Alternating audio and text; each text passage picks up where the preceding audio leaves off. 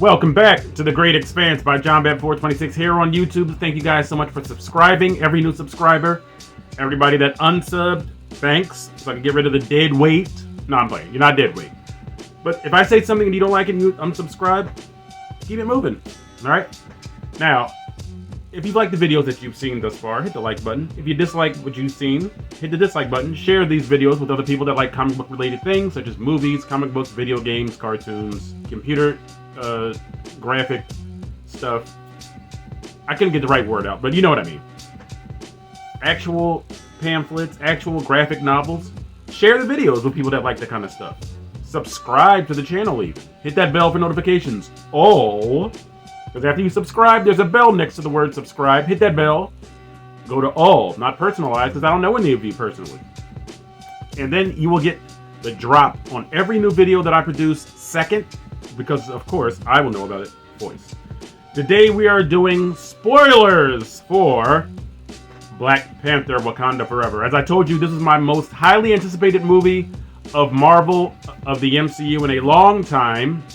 It is also the closeout film of Marvel's Phase 4. I believe that Guardians of the Galaxy's holiday special will officially nix Phase 4. But I encountered some rough patches as I was watching this movie. And this is a spoiler review, so be warned. Spoilers, David Brent style. So you have exactly 3 seconds to get off if you don't want to know what happened to the movie. 2, 1, this is not the middle finger, okay? 0, beginning spoilers.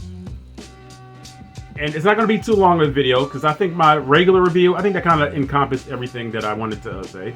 But now I'll get specifics as far as who should have been in the movie and who should not have been in the movie. As I said, Riri Williams as Ironheart should not have been in the movie. S.H.I.E.L.D. agent Everett Ross should not have been in the movie. A villain of the level of Atuma being a lackey should not have been in the movie because they basically wasted him. The Contessa, played by Julia Louis-Dreyfus in Falcon and the Winter Soldier, should not have been in this movie. Those two characters, Everett Ross and the Contessa, who are a former couple, their exes, pointless for this movie, shouldn't have been in the movie. Washington, D.C. should not have been in the movie at all. At all. And clearly the Contessa and Everett Ross were only here to promote upcoming series and upcoming movies. Secret Invasion and Thunderbolts. That's the only reason why. Them being a critical part of Marvel's Phase 5 is the only reason why they are in Black Panther. Because they serve no purpose at all in the movie. No purpose. And this was an arguing point on another website. But she tracked Everett Ross having conversations with Okoye and other members of Wakanda by bugging the beads. This is why that doesn't work. The beads, the Wakandan technology, is too advanced to allow it to be bugged. You would have to physically place something on it. I'm sorry. They wouldn't know immediately. Hey, somebody's bugging you. Why? Because there's something on the beads. They're that sensitive. How could they not pick up a bug? And it's considerably less advanced technology as the beads, so that should have stuck out like a sore thumb. Not that it's sore. It's a beautiful thumb. Pointless. Everett Ross and the Contessa should not have been in the movie. Okay? As I said, Riri Williams, Ironheart, was only in it to promote her upcoming series in Marvel's Phase 5 called, guess what? Called Ironheart. That's the only reason why she was in this movie. Not critical to the script, even though they made it that she was the only person that could create a a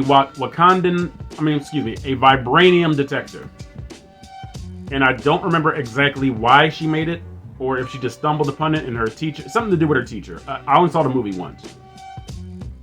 Pointless. Pointless. And then her attitude towards Shuri and Okoye was just downright stupid and disrespectful. Don't touch anything. And then she said, can I at least call my mom? Come on, you're a genius. If the federal government is after you, if you call, they'll be bugging the lines to speak. Again, this is when they make smart people stupid to make them look human. Stupid! Then she went home? Who goes back home after being in the mecca of advanced technology like Wakanda? And she had a standing offer to stay. The Queen Regent, Ramonda, I think, gave her life to save her life, and she leaves? I forgot. She had a series to film. Oh, that's perfect. Makes perfect sense. The script demanded that she not be in Wakanda for the Ironheart series. No reason for her to be in the movie at all. At all. Let's talk about Namor and Talokan. Okay, first of all, Namor's reason to be called Namor is stupid. Stupid. Basically, it's an amalgamation of the Spanish words no and amor. No and love. So they call me Namor. Because I have no love for the surface world. Dumb! Dumb! Namor is basically Roman backwards. So, when Namor was first created, I don't know if he was supposed to be like the epitome of like Roman mythology and like superstition rolled into one, or what. But it was not because of Namor. Dumb. And another thing that's just weak is the way that Talokan is created. Now, if you wake up and you can't breathe, would your first instinct be to go crawl into some water? Would that be your first instinct? Water! I need water so I can further hold my breath. Sloppy. Bad script. Bad. It's like a dog. Bad script. Bad script. Terrible script. Namor himself, I know this is Tenoch Huerta, and I forgot what his last name is. I know this is his first major role in a major blockbuster. Not a lot of charisma. Not a lot of charisma at all. Pretty good look to be a Mexican Namor, but not a lot of charisma. And another thing, one reason why I said Talokan being Mesoamerican is pointless for this movie is because the culture is not cultivated at all. The Mesoamerican culture is not incorporated into the film and has no significance. So it's almost like, and again, this is why I said this. It's almost like they were exploiting Mesoamerican culture just to get more people to come to the movie. It's like, okay, first of all, Namor has a cave that's above water. So none of his servants can come there unless they're wearing breathing masks. Why would this cave be over water? Why? It can't be a secret sanctuary because the other Atlanteans, Talokanians, can just go, oh, let me go check out what my master's doing. Hey, master, what you doing up here? I'm just looking over these hieroglyphics. Why isn't all of Talokan underwater? That doesn't make sense. Unless it was like supposed to be like a bastion or like an outpost. But it's a cave with stalagmites and stalactites in it. Ain't no weapons. Or was it to guard the entrance? I mean, if it's to guard the entrance, why is this a secret sanctuary for Namor with all these personal hieroglyphics at the entrance? Does that make sense? Do I put my toilet in the vestibule of my house, which is my sanctuary? No, it's dumb. And let's talk about the final climactic battle between the Wakandans and the Atlanteans. I'm gonna call them Atlanteans because that's what they are, okay? Why would you send a big barge into the middle of an ocean to fight people that thrive in water? Why? Now, for this film, you had to give Namor an Achilles heel to make it interesting. You know what I mean? Like, he couldn't just be super invulnerable. So they figured out a way to dehydrate him, and that's something that would definitely happen to Aquaman too. Like, if he's like in the heater for too long, like he will begin to dehydrate. You know what I mean? Because he needs water to survive. So I didn't have a problem with that. But Namor was not the only person. Now, he did say that he was a mutant. He used the word mutant, which had never been used before in anything MCU related because of the copyright to Fox. MCU films could not use the word mutants. That's why they said in Avengers Age of Ultron that when the Scarlet Witch and Quicksilver were fighting, Captain America says enhanced in the field. Enhanced. He couldn't say mutants. Okay. So the word mutant is finally introduced. Okay. So yes, he was a mutant. But his fish brethren are just as powerful as he is, so why would the Atlanteans bring a boat into the water to face and draw out Namor when the Atlanteans are there. He ain't the only one. And somehow the Wakandans were holding their own. Stupid stuff. And this is just a personal nitpick. The next part. The Midnight Angels look stupid to me. Now, if that's how they look in the comic books, so what? They still look stupid. I just thought they looked dumb. And, okay, Ironheart, Okoye, and the other Dora Milaje that were in suits, why do they all have the Tony Stark heads-up display, you know, the face, the close-up on camera, and then on this, and he's never mentioned in the movie, when it's clearly Stark Tech. And this is where a lot of people are talking about, oh, this is the MCU, okay? Riri Williams is basically building an Iron Man suit, and the name Tony Stark and Stark are never used in the movie. She never credits Tony Stark for this technology that she's copying. Insult. And also a part of that final battle, Namor versus Shuri on an island where no one else is, so there's no collateral damage. Maybe that all stems back to the Man of Steel. You know, like when Zod was fighting Superman, you know, they basically destroyed Metropolis. And after that, every movie's like, good thing everybody went home for the day. Good thing there aren't many people on this island to let you know that they're not going to be the same collateral damage as Man of Steel. So maybe that's why they go to this uninhabited island. And there are thousands of uninhabited islands all across the world, okay? So I'm not begrudging that.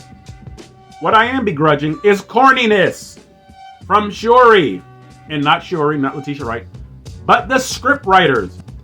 Namor was referenced earlier in the movie as being as powerful as the Hulk. So Namor takes a vibranium spear, because remember they have the same technology, stabs it through her into a rock. He stabs through her armor in two places, the front and the back, because the spear goes straight through her into a rock. She survives. And some people might say, well, she did ingest the heart-shaped herb. So how did T'Challa die earlier in the movie from some mysterious illness? And she survived being impaled through a rock with a vibranium spear by someone with the strength of the Hulk. Stupid and corny. Now, we already know Namor was kind of suffering because of him being dehydrated. But Shuri summons the strength. I guess she summoned her rage. I guess she went to the dark side. I guess she turned into a Dark Lord of the Sith all of a sudden. Her rage and her hatred is driving her. She catches up to Namor and forces him into submission. Namor surrenders. And let me tell you this. She said, do it for your people. His people were going to beat the Wakandans. They were going to overthrow Wakanda. So if he would have died, it wouldn't have mattered. The Atlanteans had access to Wakanda where no one else in the world did, and they just came and went as they wanted to through the water. So why would him surrendering save his people when they were about to destroy the Wakandans? Dumb. Absolutely stupid. And then at the end, Namora suddenly rises to queen, and she's questioning the monarch, the king, named Namor. Why did you yield? Who are you, lady?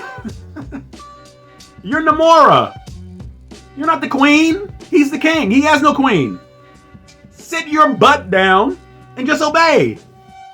And not because it's a sexist thing. Well, female, you better. No. He's the king. You ain't. So shut your mouth. That's like somebody questioning Shuri. I think. Wait. Let me think about that. Because she was never called Queen Shuri after Ramonda died. They were still calling her Princess Shuri. Interesting. So maybe Wakanda was without a monarch to rule. So maybe that wouldn't have been a correct analogy. But either way, Namora, shut your face and just do as your king says. That's how nobility works, all right? So those were my spoiler reviews. If you hate what I said, put it in the comments. I will respond. And be respectful or don't be respectful. Your choice. But I warn you not to. Okay, wrong franchise. Sorry. So that was my spoiler review. I hope you guys enjoyed it. If you agreed, give me a thumbs up. Hit the like button. If you have other points of view that you want to bring to the surface, put them in the comments. If you didn't like it, Tell me why. Again, I'm not one of those people that just says, oh, I just didn't like it. I will explain to you why I didn't like it. All right? So, this has been The Great Expanse by JohnBat426. So glad you guys tuned into the video. Please tune in for more because we got more coming your way so that The Great Expanse by JohnBat426 here on YouTube can expand. It's in the name. Still.